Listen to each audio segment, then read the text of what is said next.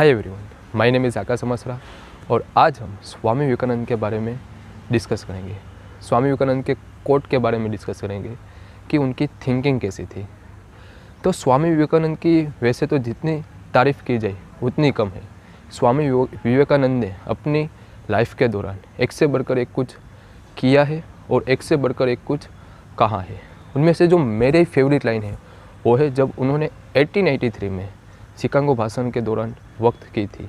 वो line speech की पहली लाइन थी। उस एक लाइन ने हिंदुस्तानियों का ही नहीं बल्कि पूरी दुनिया का दिल जीत लिया था। वो लाइन थी, स्पीच की पहली लाइन थी, वो लाइन थी brothers and sisters of the America. उस एक लाइन ने हिंदुस्तानियों के नहीं बल्कि पूरी दुनिया का दिल जीत लिया था। इस बात से हमें स्वामी विवेकानंद की सोच के बारे में पता चलता है कि स्वामी विवेकानंद सोचते कैसे थे, उनकी थिंकिंग के बारे में हमें पता चलता है। तो स्वामी विवेकानंद सबको अपना मानते हैं, वो सब में खुद को देखते हैं और खुद में सबको देखते हैं। वो किसी में भी भेदभाव नहीं करते हैं स्वामी विवेकानंद, चाहे वो वो किसी भी देश का हो, किसी भी कंट्री का हो, किसी भी रंग रूप का हो, किसी भी रिलीजियस का हो, सब अपने हैं। ऐसी स्वामी विवेकानंद की सोच है।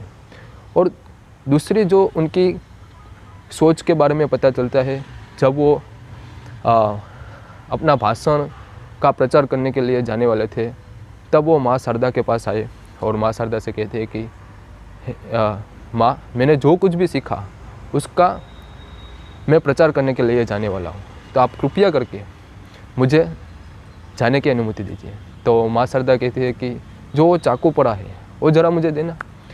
तो स्वामी विवेकानंद ने वो चाकू उठाकर माँ शारदा को दे दिया। तब माँ शारदा कहती है कि अब तुम जाने के लिए पूरी तरह से तैयार हो। तो स्वामी विवेकानंद जी कहते हैं कि आपने इसमें मेरी कोई परीक्षा तो ली नहीं, फिर भी आपने मुझे जाने की अनुमति दे दी। तो माँ शारदा कहती है कि तुम्हारी जगह कोई और व्यक्ति होता तो जो लकड़ी वाला हिस्सा था वो खुद पकड़ता और धार वाला हिस्सा मुझे पकड़ाता, लेकिन तुमने ऐसा नहीं किया। तुमने धार वाला हिस्सा खुद के पास रखा और लकड़ी वाला हिस्सा वो तुमने मुझे पकड़ाया, यानी कि नुकसान हो भी तो तुम्हारा हो, मेरा नहीं हो। तो इससे मुझे ये समझ में आता है, माँ शारदा कहती है कि इससे मुझे ये समझ में आता है कि अब तुम जाने के लिए पूरी तरह से तैयार हो। तो इससे भी क्या हमें सीखने को मिलता है, स्वामी विवेकानंद की सोच। तो स्वामी विवेकानंद का जो पहला कोट है वो है arise, awake and stop not until the goal is reached, यानी कि उठो, जागो और तब तक के लिए मत रुको जब तक कि लक्ष्य की प्राप्ति ना हो जाए। हम लक्ष्य हमें क्यों बनाना चाहिए? देखो, ज़्यादातर लोग लक्ष्य को अचीव नहीं कर पाते और हताशा से बैठ जाते हैं और अपने कंफर्ट जोन में जाकर बैठ जाते हैं। हम ज़्यादातर लोग लाइफ में क्यों फेल हो जाते थे, वो अपने लक्ष्य को अचीव क्यों नहीं कर पाते? वो इसलिए क्योंकि वो जल्दी ही डिस्ट्रैक्ट हो जाते हैं। जैसे स्वामी विवेकानंद के बारे में एक इंटरेस्टिंग स्टोरी है। जब स्वामी विवेकानंद के पास एक आदमी आता है और वो आदमी कहता है कि महाराज, मुझे लाइफ में सक्सेसफुल होना है, कृपया करके मुझे लाइफ में सक्सेसफुल होने का सीक्रेट बताइए। तो स्वामी विवेकानंद कहते हैं कि तुम्हें लाइफ में सक्सेसफुल होना है ना, तो ये मेरा जो कुत्ता है उसके तुम घुमा कर ले जाओ। तो वो आदमी कुत्ते को घुमाने के लिए ले जाता है। तो फिर वो कुत्ता इधर उधर भागने लगता है। तो फिर वो स्वामी विवेकानंद के पास आता है और कहता है कि स्वामी विवेकानंद उससे सिंपल सा क्वेश्चन पूछते हैं कि तुमने तो ये कुत्ता क्यों हाँफ रहा है? तो वो आदमी कहता है कि महाराज, स्वामी विवेकानंद, ये इधर उधर भाग रहा था कि इसी वजह से वो हाँफ गया। तो स्वामी विवेकानंद कहता है कि यही तुम्हारे साथ भी होता है। तुम एक लक्ष्य बनाते हो, फिर दूसरे लक्ष्य की तरफ अट्रैक्ट हो जाते हो, फिर तीसरे लक्ष्य, फिर चौथे लक्ष्य, ऐसे तुम अपनी लाइफ में डिस्ट्रैक्ट हो जाते हो। इसलिए तुम्हें भी एक लाइन की दिशा में आगे बढ़ते रहना चाहिए कि जिससे तुम अपना लक्ष्य अचीव कर पाओ। एक लक्ष्य बनाओ और उस लक्ष्य को पाने के लिए तुम दिन रात एक कर दो।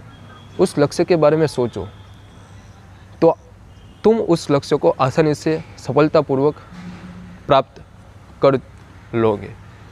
दूसरा स्वामी विवेकानंद का जो कोट है वो है, you can not believe in God until you believe in yourself।